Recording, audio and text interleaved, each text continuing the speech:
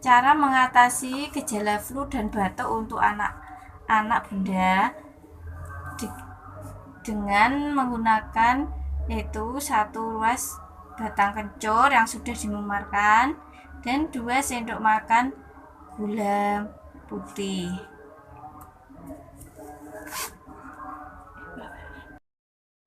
Selanjutnya kita siapkan air Bunda, terus kita kasih kencur yang sudah kita memarkan tadi atau yang digeprek tadi. Kita biarkan sampai mendidih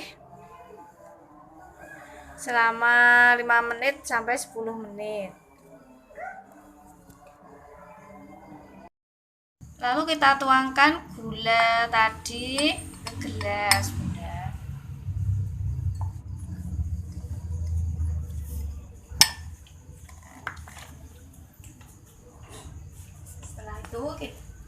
Setelah itu kita taruh air rebusan yang ada kencurnya tadi ke dalam gelas.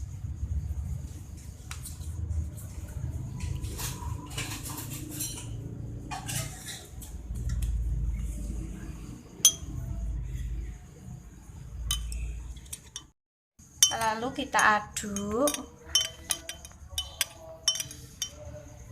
Boleh juga ditambahkan dengan madu Bunda. Kita minumkan hangat-hangat ke putra-putri kita. Semoga bermanfaat dan semoga cepat sembuh.